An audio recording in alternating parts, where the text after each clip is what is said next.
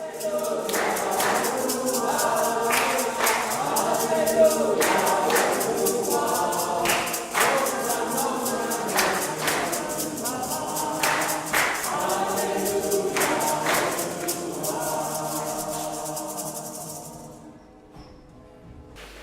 had been looking forward to this for months. A friend was coming to Switzerland to visit, and he wanted to see the mountains, so we planned an excursion. We planned a day-long hike into the Alps, an overnight at a mountain lodge, and a walk out the next day. Nothing fancy, but we prepared well. We estimated how long we'd be on the trail, calculated our train times, printed off our map. We were ready to go. And finally, the day came. We were up early, caught the bus, made all our train connections, and were hiking at the planned time. We had no trouble following one convenient yellow trail marker after another. The weather was what hikers always hope for, clear and breezy, so you could see one mountain range after another into the distance. You know where this is headed, though, right? Everything was going according to plan until we'd been hiking for about 5 hours and found ourselves standing at the side of a wide, swiftly moving stream tumbling down a steep slope, and discovered that that stream was actually the trail. This can't be right, we thought at first, so we retraced our steps to see if we had accidentally left the trail somewhere back. But no, this was clearly it. We could see the yellow trail markers on rocks that were now covered with swiftly moving, cold, rushing water. We looked for another way up, but this was it. There was no other way. A month or so later, we realized this probably would just be a little scramble up a rocky slope. But here in the early weeks of June, it was flooded with snowmelt still coming down the mountain. We probably should have looked into this ahead of time. But there we were, miles into the hike, with a reservation waiting for us, faced with a trail that was not particularly inviting and didn't even look passable. So what do we do? Do we keep going? Or do we turn back? Our reading from the Gospel of John this morning gives us a moment that's a little like that one. It's a moment where the path ahead is not very inviting, where the footing doesn't look solid and water is swiftly moving over the rocks, and there is a choice to be made for the disciples. Do we keep going? We get a little taste of how we got to this moment at the beginning of our reading today, a little reminder of the kind of teaching Jesus has been offering for the past 40 verses or so. Just as the living Father sent me, Jesus says, and I live because of the Father, so whoever eats me will live because of me. We have sort of squirmed our way through these kinds of words over the past weeks, and we've watched as the crowds around Jesus have squirmed as well. First, grumbling about how this person from a nearby village, this ordinary local guy, can possibly be the new manna that God is sending to sustain a hungry world. And then arguing about how Jesus can possibly give his flesh and blood to them to eat and drink. They have struggled with these difficult and obtuse words, and instead of backing down or kind of easing his audience along, Jesus has only persisted in making his point more and more strongly. The one who eats this bread will live forever, he says in our reading today as a sort of conclusion. Period. Got it? Finally, after all this teaching, Jesus seems to take a break. And what we find is that almost everyone has had enough. Enough words that they can't digest. Enough statements that go against common wisdom. Enough of this teaching that gets under their skin and irritates with its striking physicality. Jesus stops speaking, and we hear that one by one people are leaving. And not just people who had met Jesus for the first time this day, but people who've actually been following him around. People who've been disciples. This teaching is difficult, they say. Literally, this word is difficult. Who can hear it? And I think we can probably understand where they're coming from. The real focus of the scene then shifts at the end, now to an exchange between Jesus and his 12 disciples. And I want you to try to imagine the empty space where the crowd had been. An hour or two ago, this place was packed with people, full of folks brimming with curiosity and energy and anticipation. And with his teaching, Jesus has now succeeded in sending almost all of them away. There's no one left now but him and the 12 disciples. And now, at this point in the story, there's no more opaque language about the true bread from heaven, no more shocking words about eating flesh and drinking blood, no more challenge, just a teacher and his closest friends, and a question that cuts through everything with its striking simplicity and poignancy. Do you also wish to go away? We shouldn't rush past that question, I think.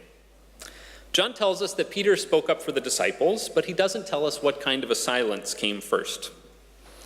And the way I imagine it, there was a good long pause after Jesus asked that question. Long enough for the disciples to think this through. Long enough for them to sit with what a strange day it's been and how hard these teachings are sometimes, and to wonder if they really do want to keep going. Do you also wish to go away? Jesus asks. And the words finally form in Peter's mouth. Lord, to whom can we go? We'll talk more in a minute about what Peter does say, but I think it's just as interesting to notice what he doesn't say right here. He doesn't say, of course we don't want to go. We have never even thought about that for a minute. And he doesn't say, what do you mean? All this teaching you gave us was exactly what we were just looking for. In fact, we would love it if you would talk more about eating your flesh and drinking your blood. And he doesn't say, no, we're nothing like those crowds who just turned around and went the other way. When Peter says, Lord, to whom can we go? He avoids easy platitudes and certainties. I hear the very real possibility that he and the other 11 with him are struggling with it all too. They don't understand everything or always know if they can keep going. Lord, to whom can we go? He says. And I hear him saying, you know what? We've thought about going the other way too sometimes. But well, here we are, Jesus, all the same. It's a moment that I think we sometimes maybe hear as heroic in church, as Peter making some great confession. But to me, it's also a very human moment, one that takes into account just how difficult it is sometimes to believe. We probably don't talk about it often enough, but moments like that do come in life, don't they? Moments where you look around and say to yourself, I don't know if I can keep going along with Jesus. I don't know if this whole Christian faith thing makes much sense at all. Maybe those moments have come when you have glimpsed just how much following Jesus might ask of you, how much it may challenge your thinking and your priorities and your life. Or when you have looked at the magnitude of the problems in the world, the immense hungers for healing and for justice and for life. And faith can look pretty puny by comparison, like just 5 loaves and 2 fish before thousands. Or when you have found yourself or a loved one struck with illness or loss or grief, and it's hard to see a way forward. Or when you have grown disgusted with the way religion is so often distorted, so often used for selfish, vindictive, fear-mongering purposes. And it's hard to remember what a humble, faithful walk even looks like. Moments of real questioning do come for us, don't they? Just like they did for the disciples. This word is hard. Who can accept it? And yet here we all are, just the same. So why do you stay? What keeps you going? In one sense, my guess is that if we ask that question, we might hear as many answers as there are people in this room. If we could hear from everyone, I am guessing we would hear about mentors who had been there to give counsel and wisdom, and about visitors who had come to the hospital unannounced, and about people who had showed up at the door with a plate of cookies or a pot of soup at just the right moment, and about hymns that had unexpectedly brought light into a dark moment, and about Bible studies and prayer groups and meals and memories. I think we would hear about the many ways that our faith has sustained us in life. So in one sense, there are probably hundreds of answers in this room. And in another sense, maybe Peter's answer captures them all. Lord, to whom can we go? You have the words of eternal life. We're not here because this faith always makes things easier, or because it gives us all the answers, or because it keeps us safe from everything life can throw our way. We're here because you, Jesus, have a promise and a gift that we don't find anywhere else. We're here because in your company and in the company of those who keep gathering, we find life. We're here because despite the challenge of the call and the imperfection of the church and our limited vision and the slippery ground under our feet, you, Jesus, give us life. Where else can we go? For me, that is the beauty of this story. It shows that Jesus' disciples aren't so different, really, from the crowds around them. They're also bewildered and puzzled and maybe tempted to turn away at times. They mess things up royally from time to time. They simply remember where they have found life, where they have been fed. And they keep going. They keep following. So today the table will be set with food for that journey.